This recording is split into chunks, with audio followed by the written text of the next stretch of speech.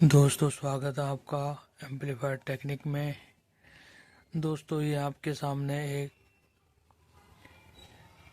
V5000 power amplifier का circuit diagram आपके सामने दिखाया है मैंने। तो इसके बारे में आज कुछ जानकारी हम इस सर्किट को पढ़ेंगे और समझने की कोशिश करेंगे कि ये सर्किट डायग्राम किस तरीके से काम करता है। तो जैसे ही हम एम्पलीफायर को ऑन करते हैं, सबसे पहले उसकी 70 वोल्ट की जो सप्लाई होती है, थोड़ा इसको बड़ा करूं,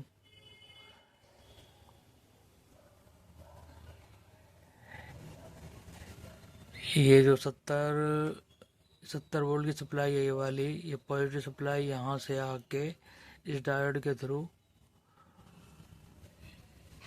यहाँ पर पहुँच गई। ये यहाँ से एक रेजिस्टेंस लगी हुई होती है 0.22, सारे 0.22 रेजिस्टेंस लगी होती है। ये रेजिस्टेंस जो है सभी ट्रांजिस्टरों के अमीटर पे जा रही है, यानी कि इस वाले एम्पलीफायर में जो सप्लाई है वो अमीटर पे दी हुई है, ठीक है।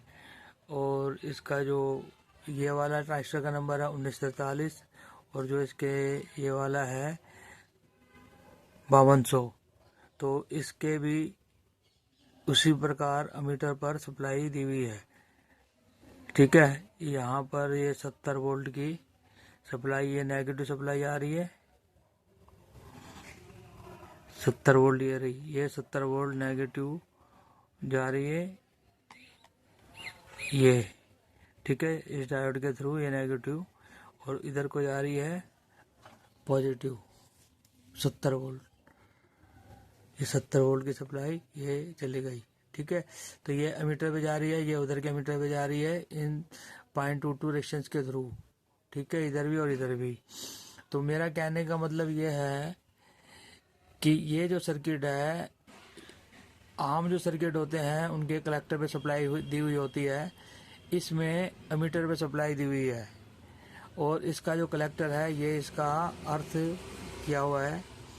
जो ये कलेक्टर है, ये तार जा रही है सीधी प्रिंट इसका, ये यहाँ चला गया, और ये ग्राउंड है। ये देखो, बड़ा कर दिया ना, ग्राउंड लिखा हुआ है ना, ये यहाँ से कलेक्टर, और ये कलेक्टर से सीधा, ये देखो, ये पूरा कलेक्टर जो है ये इसका ग्राउंड है। ठीक इसी प्रकार ये 5200 का कलेक्टर है, ये 5200 का कलेक्टर, और ये भी ग्राउंड हो रहा है। तो मेरा कहने का मतलब ये है कि इस एम्पलीफायर का कलेक्टर अर्थ है, और अमीटर पे सप्लाई दी हुई होती है, ठीक है। अब अगर अमीटर पे सप्लाई दी है तो इसकी आउटपुट कहाँ से निकलेगी, यही हमारा प्रश्न बनता है कि इसकी आउटपुट कहाँ से निकलेगी। तो आज मैं इसी बात को समझाने के लिए थोड़ा सा इसको सर्किट को लाया हूँ सामने आपके, ताकि आपको थोड़ा सा आइडिया लग जाए कि किस तरीके से इसकी आउटपुट बाहर आती है। तो जैसे ही इसके बेस पे, ड्राइवर से बेस के सिग्नल आएगा, ये वो एम्पलीफाई होगा, एम्पलीफायर होके इसके एमीटर पे आएगा, ठीक है। कलेक्टर तो इसका अर्थ है, जब कलेक्टर इसका अर्थ है तो इसकी आउटपुट जो है एमीटर पे आएगी। एमीटर से अब यहाँ से इधर ये डायोड लगा हुआ है, डायोड जो है ये तो ट्रांसफ़र होने नहीं देगा, क्योंकि ये तो एसी सिग्नल को डीसी में कन्वर्ट कर देता है। तो इसलिए यहाँ से सिग्नल जाएगा नहीं, ये जाएगा सिग्नल यहाँ से इधर, एसी सिग्नल जो इसमें जनरेट होगा एम्पलीफायर के थ्रू, यहाँ से होके इस कंडेंसर पे जाएगा। ये कंडेंसर जो है उस सिग्नल को, इस कंडेंसर का काम है डीसी सप्लाई को तो पास होने नहीं देगा, एसी सप्लाई को या सिग्नल को पास होने देगा। ये सिग्नल आया यहाँ से होते हुए इस पॉइंट पे आ गया, ठीक है। ठीक उसी प्रकार इस साइड से भी, इस साइड का भी सिग्नल, इसका मीटर ये रहा, मीटर से ये आ गया यहाँ, और यहाँ से ये कंडेंसर लग गया, इस कंडेंसर होके ये सीधा आ गया आपके इस पॉइंट पे। ये दोनों सिग्नल मिल गए। मिलने के बाद में सिग्नल जनरेट होगा। सिग्नल जनरेटर होगा तो ये यहाँ से इस फ्यूज़ पे आएगा। फ्यूज़ से होते हुए सीधा इधर आ गया। यहाँ पे एक कॉइल लगी हुई है जो हर एम्पलीफायर में लगी होती है कॉइल। उस कॉइल के बाद में यहाँ से होके ये जो है ये स्पीकर लिखा हुआ है, SP का मतलब स्पीकर हो गया। ये इस पे यहाँ से पॉजिटिव सिग्नल निकलेगा। ये इसका ग्राउंड है। यहाँ पर हमारा स्पीकर का सिग्नल आएगा। यहाँ पे पॉजिटिव सिग्नल, यहाँ पे ग्राउंड है। ठीक है, तो मेरा कहने का मतलब ये था कि इस चीज़ को समझने के लिए, समझाने के लिए मैंने ये आपको आज सर्किट दिखाया, ताकि आपको कभी भी इस तरह का। अच्छा, इसमें एक चीज़ और मैं बताना चाहता हूँ। इसकी बायस वोल्टेज हम चेक करेंगे तो कहाँ कहाँ पर मीटर की तार लगाएंगे, तो ये भी मैं आपको बता देता हूँ। अगर आपको बायस वोल्टेज चेक करनी होती है तो आप 1 मीटर की लीड को लगाएंगे, ये जो बेस है इसका, इस पर। ठीक है, और दूसरी तार जो है लगाएंगे हम इसके अमीटर पर, यहाँ पर। ठीक है, या यहाँ पर लगा लो, यहाँ लगा दो अमीटर पे, बेस और अमीटर पे। जब यहाँ पर आप तार मीटर की सुई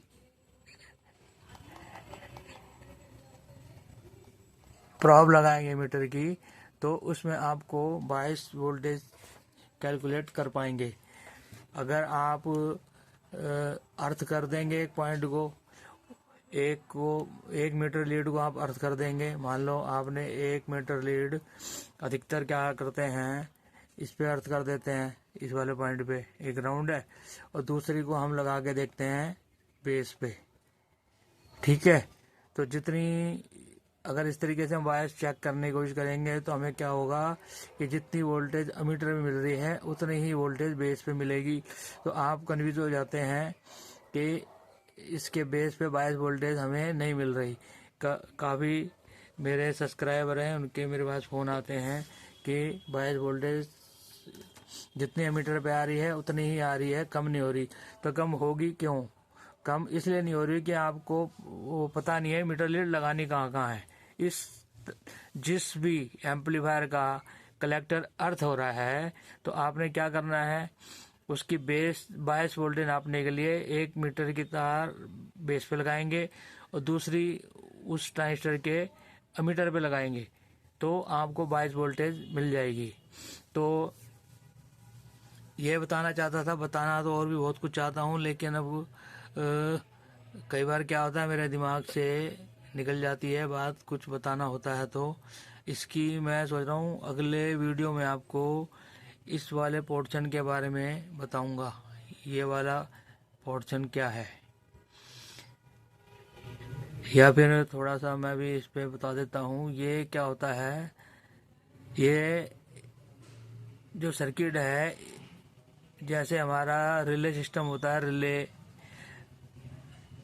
अगर प्रोटेक्शन की प्रॉब्लम आती है या कोई भी दिक्कत आती है तो रिले ऑफ हो जाती है, रिले काम करती है। उसकी जगह पे ये काम कर रहा है यहाँ पर।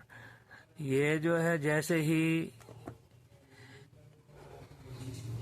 मान लो यहाँ पर पॉजिटिव सप्लाई आ जाती है किसी वजह से, स्पीकर के यहाँ से किसी भी वजह से कहीं से भी, तो क्या होगा, ये जो है ये सर्किट काम करेगा और इसके गेट पे कुछ सप्लाई पहुंचेगी।